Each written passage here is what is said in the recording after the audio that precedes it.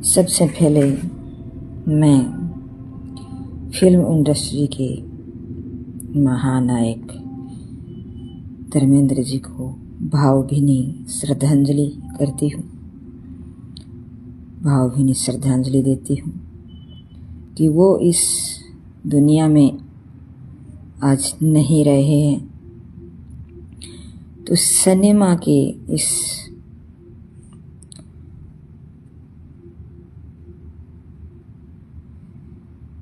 माहौल में एक काला दिन सा दिखाई देने लग गया है और एक सिनेमा इंडस्ट्री में एक शोक की लहर छा गई है। सभी व्यक्ति स्तब्ध हैं और दुखी हैं। उनके घर परिवार देश में शोक का माहौल फैला हुआ है। कहते हैं ना कि एक व्यक्ति जो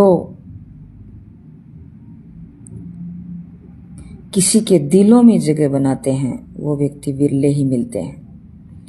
उनमें धर्मेंद्र जी का नाम सबसे ऊपर पन्नों में देखा जाता है। इन्होंने कभी भी अपनी शोहरत और ऊंचाइयों को छूने की कभी प्रयास उन्होंने नहीं किया। जितने जैसे आवश्यकता थी उसके अनुसार वो चलते रहे, लेकिन ये नहीं सोचा कभी भी कि मैं नंबर 1 बनूं।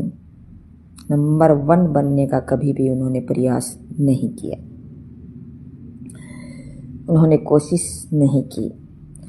उन्होंने अपने वीडियो के माध्यम से कुछ शब्द भी बोले थे कि उन्होंने कहा था कि हम 3 में हैं, हम 3 में हैं न 13 में हैं, खुदा के बंदों की।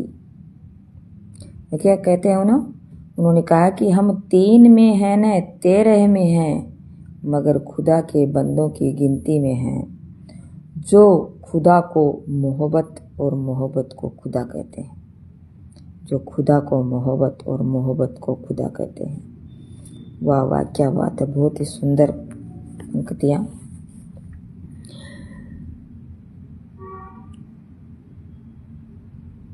जोरे, उन्होंने आगे क्या कहा कि जोरे मोहब्बत बना लिए हैं, जोरे मोहब्बत बना लिए हैं, घर दिलों में दिलों से निकाले हम कहाँ निकलते हैं।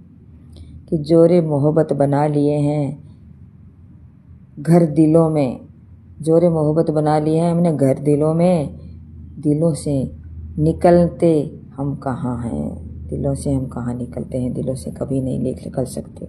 उन्होंने अपने जीवन में 90 वर्ष की आयु तक उन्होंने अपने सभी व्यक्तियों के, लोगों के दिलों में जगह बनाने का प्रयास किया। ऐसे व्यक्ति बहुत कम मिलते हैं जिसे शोहरत और दौलत और ये इस प्रकार की नंबर 1 बनने की जो लालसा नहीं होती है, बहुत कम मिलते हैं। मेरे जैसे लोग भी उसमें में शामिल होते हैं और प्यार बांटने का कोशिश करते हैं और खुद को मिले या न मिले लेकिन बांटने का प्रयास करते हैं, खुश रखने का प्रयास करते हैं। ऐसे ही लोगों की दौड़ में थे धर्मेंद्र जी, जो आज नहीं रहे इस दुनिया में। तभी आज इस माहौल में 1 बजे के लगभग ख़त्म हुए बताते हैं।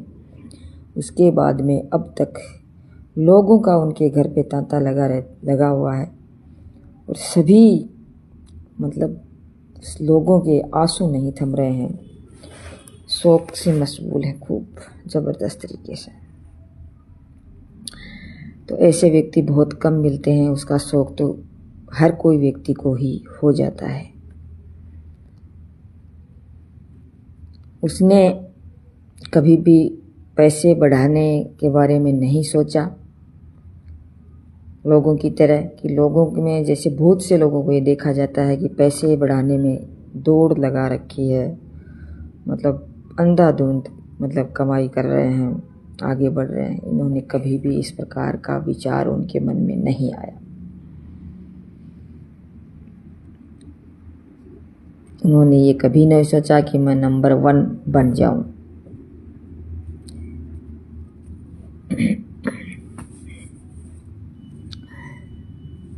या ये बन जाऊं या वो बन जाऊं, ऐसी उसके दिमाग में उनके विचार कभी नहीं था। उनने सोचा ही नहीं था। बस इतना सोचा उन्होंने कि मैं लोगों के दिलों में बस जाऊं। उसे शोहरत की ज़रूरत नहीं थी। शोहरत तो साहब एक नशा है। उन्होंने कहा है कि शोहरत तो एक नशा है जो चढ़ता है तो उतर भी जाता है। मोहब्बत एक ऐसा जज्बा है जो लोगों के दिलों में घर कर जाता है।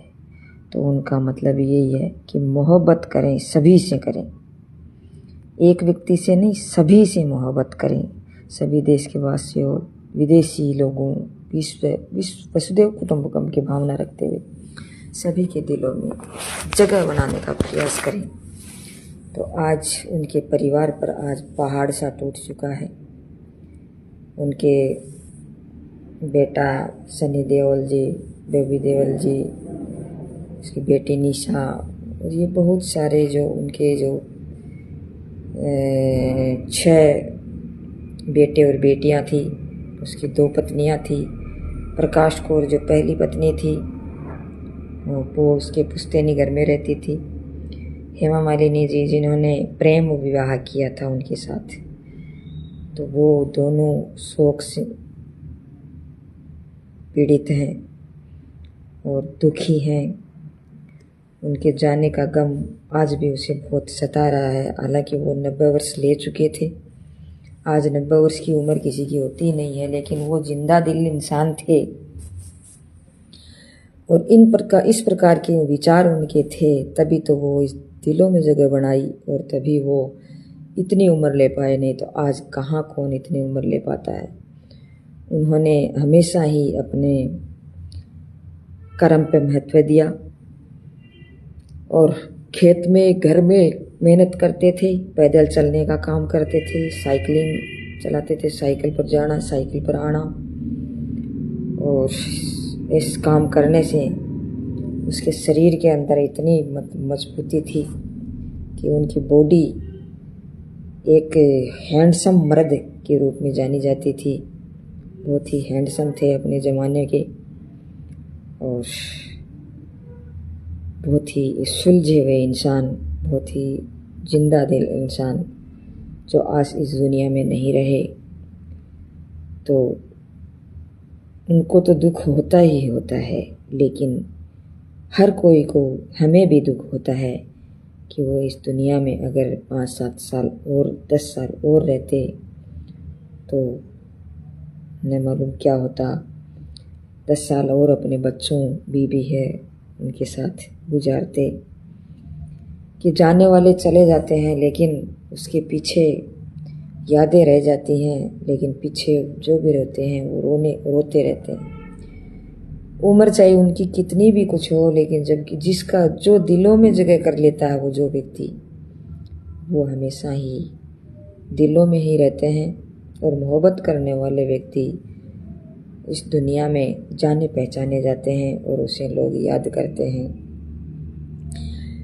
कि जैसे मैं कहा करती हूँ कि जो जहाँ हैं वहाँ से जाएं तो वो उसे जाने न दें, और जाने का गम होता है।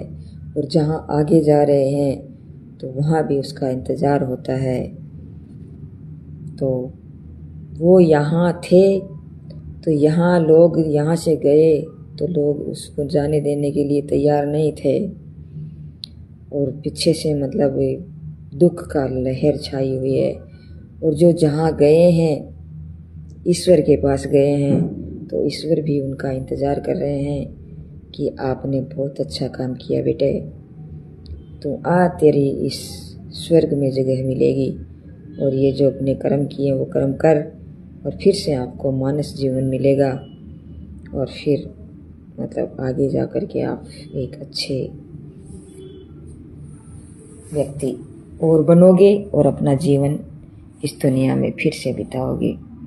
तो ईश्वर भी उसे बुला करके खुश हो रहे हैं कि ये मेरे पास मेरा बेटा है, मेरे पास आ रहा है।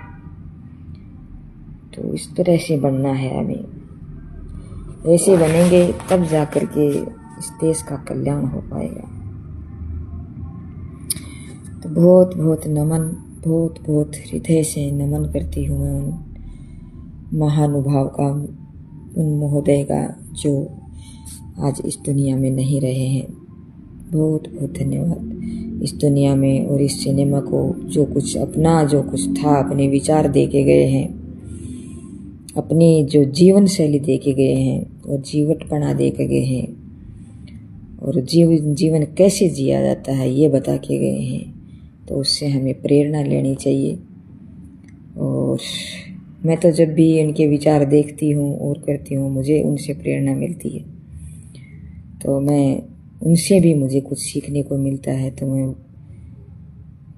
गुरु के रूप में मैं उसे बहुत बहुत नमन करती हूँ, चरण स्पर्श करती हूँ, बहुत बहुत धन्यवाद देती हूँ कि आपने इस जीवन में, इस दुनिया को बहुत कुछ दे के गए हैं और आगे जहाँ गए हैं वहाँ भी कुछ न कुछ आप देते ही रहेंगे।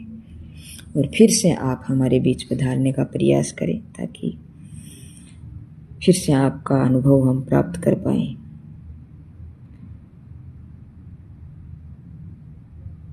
तो फिर से कोटि कोटि नमन करती हूँ धर्म जी को, बहुत बहुत धन्यवाद, साधुवाद देती हूँ।